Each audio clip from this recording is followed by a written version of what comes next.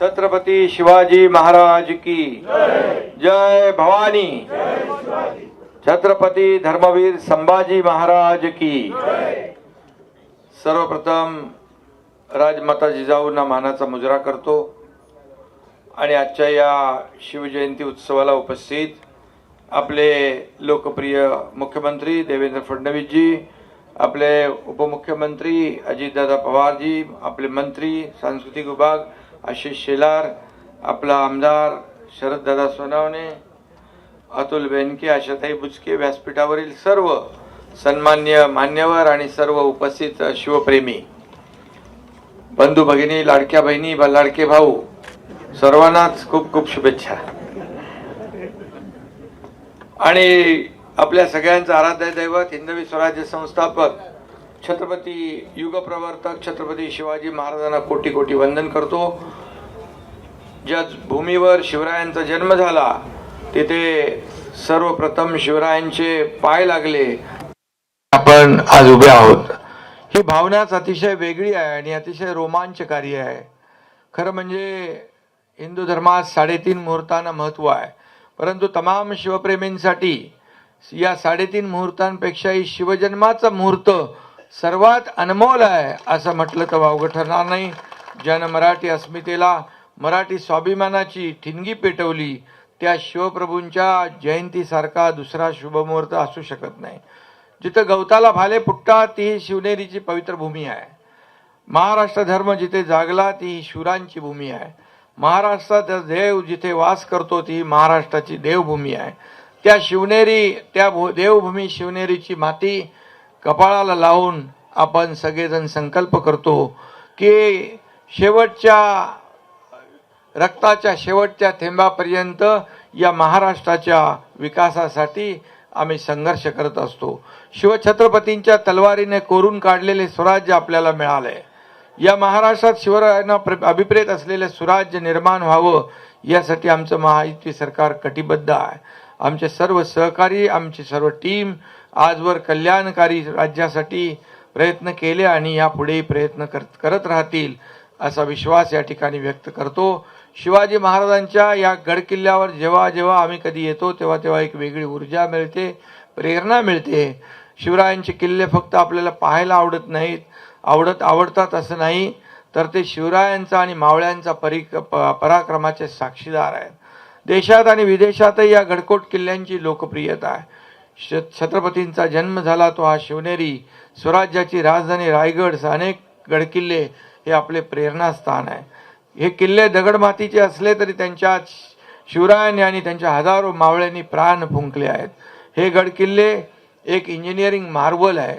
बघा, इथे किल्ल्यावर पाणी इतक्या उंचावर, जसे आपण पाहतो समुद्राच्या पाण्याने वेढलेल्या भागात शिवरायांनी जलदुर्ग बांधले आणि त्या जलदुर्गावर गोड्या पाण्याच्या विहिरी कशा आल्या असतील, ते काय आर्किटेक्चर असेल, काय इंजिनिअरिंग असेल, ते खरं म्हणजे छत्रपती शिवाजी महाराज हे असामान्य व्यक्तिमत्व, महापुरुष होते। आणि म्हणूनच आपल्या महाराष्ट्रातल्या 11 किल्ल्यांचा प्रस्ताव युनेस्कोकडे गेला वर्ल्ड हेरिटेजसाठी, त्यात आपला शिवनेरी किल्ला सुद्धा आहे, हे देखील आपलं भाग्य आहे। आज तरुणांसमोर वेगवेगळे आदर्श आहेत, पण काळ किती पुढे गेला तरी, किती तंत्रज्ञानाच्या बाता मारल्या तरी शिवाजी महाराजांसारखा आदर्श दुसरा कुठला असू शकत नाही। आणि म्हणून यशवंत, कीर्तिवंत, सामर्थ्यवंत असा आमचा जाणता राजा आहे। आपली महान संस्कृती आणि इतिहासाचा आपल्याला अभिमान आहे। त्यासाठी आम्ही गडकोट किल्ले, जुनी मंदिरे जतन आणि संवर्धन सुरू केले आणि म्हणून त्या ठिकाणी येणाऱ्या शिवभक्तांना, पर्यटकांना सुविधा मिळाल्या पाहिजे यासाठी पर्यटनाला देखील उद्योगाचा दर्जा दिला आहे। या ठिकाणी आशिष शेलार आहेत आणि आशिष शेलार आहेत, मी कालच उद्योग मंत्री आणि पर्यटन मंत्र्यांना सांगितलं की आपली एक टीम तयार करा आणि एक गडकोट किल्ल्याचं सर्किट तयार करा आणि सर्व सुविधा त्या ठिकाणी द्या। आणि म्हणून मुख्यमंत्री महोदय देखील त्या बाबतीत बोलतील। आणि म्हणून छत्रपती शिवाजी महाराजांनी 18 पकड जातीचे आणि धर्माचे लोक एकत्र आणले. त्यांनी स्वराज्यात त्यांना वेगवेगळी जबाबदारी दिली आणि आमच्या महायुती सरकारने देखील शिवरायांचा सर्वसमावेशक राज्य कारभाराचा विचार समोर ठेवून कारभार केला. 2.5 वर्षाचा कारभारही आपण पाहिला. सर्वसामान्य लोकांच्या जीवनामध्ये आदर्श निर्माण करण्याचं काम, त्याचा जीवनामध्ये बदल घडवण्याचं काम केलं. आणि आता तेव्हा मी मुख्यमंत्री होतो, आता देवेंद्रजी मुख्यमंत्री आहेत आणि आम्ही टीम म्हणून या राज्याचा विकास करू, या सर्व गडकोट किल्ल्यांचा विकास करू. शिवरायांची राजनीती, न्यायनिवाडा, परराष्ट्र धोरण, आरमार उभारणी, युद्धनीती याची माहिती देणारी आज्ञापत्रे आपल्याकडे आहेत. आणि म्हणून स्वराज्याची निर्मिती करताना राजांनी पर्यावरणाचं रक्षण देखील केलं. आपल्या नौदलाच्या ध्वजावर सुद्धा शिवरायांची प्रतीका आहे.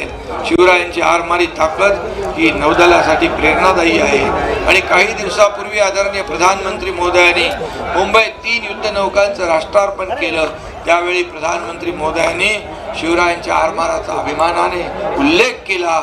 ही देखील आपल्यासाठी फार अभिमानाची गोष्ट आहे. आणि म्हणून मी आपल्याला एवढंच सांगतो, ब्रिटनहून देखील आपण वाघनखं आणली, त्याचं प्रदर्शन महाराष्ट्रात होत आहे. ही वाघनखं बघण्यासाठी विशेषतः लोकांची, विद्यार्थ्यांची गर्दी होती आहे.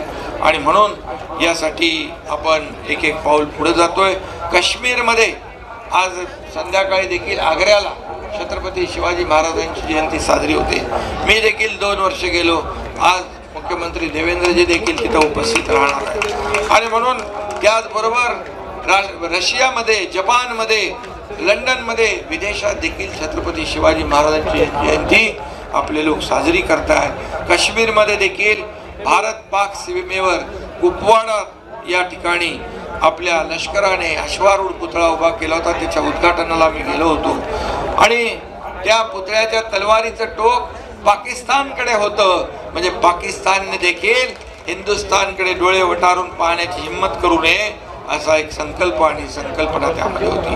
आणि म्हणून मगाशी तुम्ही सगळे निवेदनं दिलेले आहेत. मुख्यमंत्र्यांनी सांगितले, अजितदादांनी सांगितले, सगळी तुमची कामं इथं होतील, कमी काही पडणार नाही. कारण ही शिवनेरी आहे, इथं कुठेही काही कमी पडता कामा नये. ही शासनाची जबाबदारी आहे. आणि म्हणून या महाराष्ट्रामध्ये या ठिकाणी एक सर्वसामान्यांचं सरकार, एक सुवर्णयुग आल्याशिवाय राहणार नाही. शेवटी या पवित्र भूमीला स्मरून एवढंच सांगतो, गड किल्ल्यांचा इतिहास आमचा, लढवयांची आहे भूमी, अभिमानाने आम्ही सांगतो.